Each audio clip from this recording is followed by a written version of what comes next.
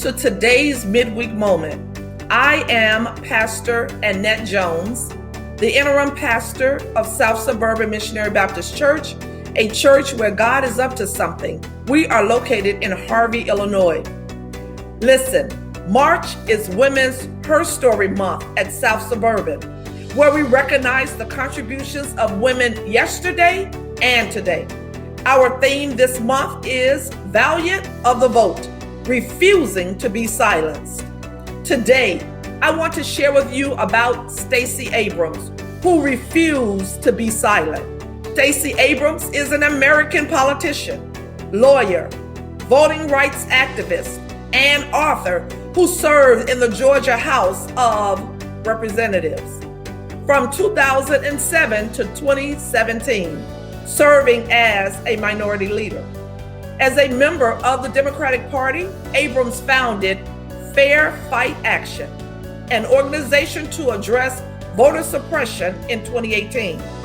Her efforts have been widely credited with boosting voter turnout in Georgia, including in the 2020 presidential election, where Joe Biden won the state, and in Georgia's 2020-21 U.S. Senate election and special election, which gave Democrats control over the Senate.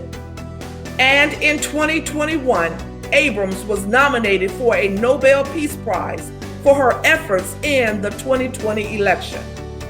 Abrams was the Democratic nominee in the 2018 Georgia gubernatorial election, becoming the first African-American female major party gubernatorial nominee in the United States.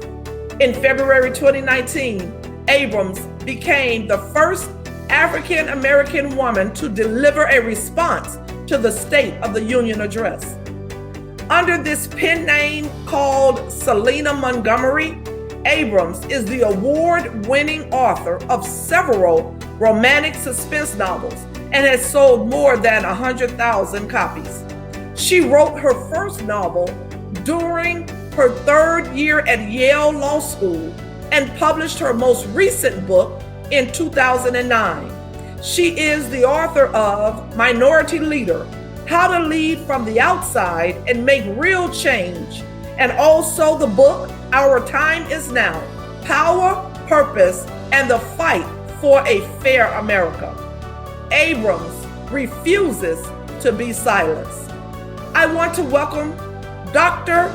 Christine Fuselier to our platform today to talk about her projects and voice in America. Welcome, Dr. Fuselier.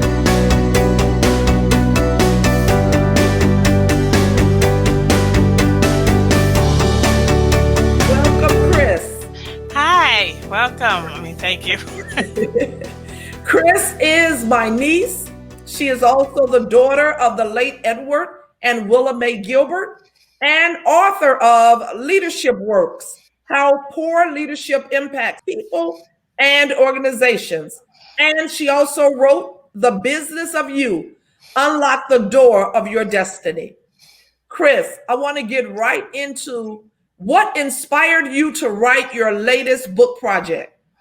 My latest book, The Leadership Rex, that was inspired by seeing so many gaps that we have in leadership today.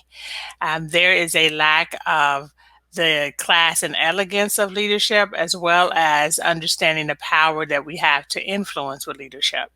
So I took some time to look at some of the poor leadership styles that I've seen over my career, as well as with clients that I work with, and wrote them down in scenario format, real life scenarios, and then vetted out by asking the reader to decide what would they do in that scenario.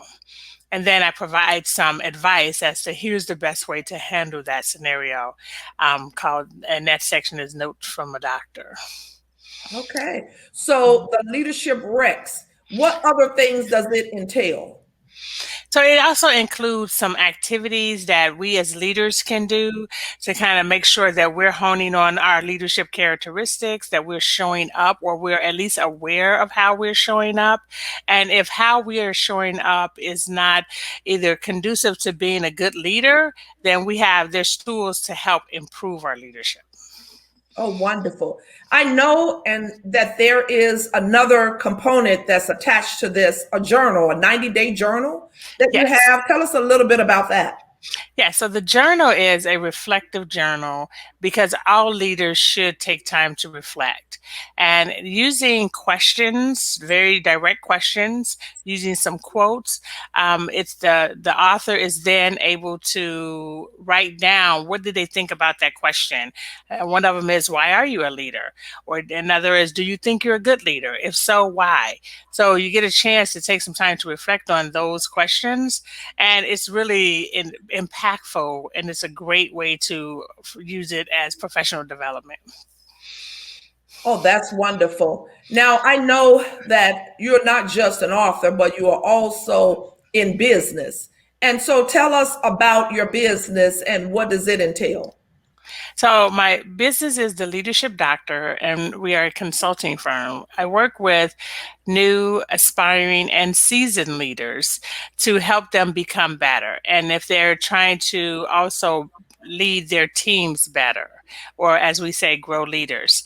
And I use consultative tools. I use DISC assessments, Myers-Briggs assessments, different type of tools to help them vet out where their opportunities are and how they can improve. I kind of named it like if you're going to a doctor and you're getting consultation, then that's kind of what it was, but it's just for leadership.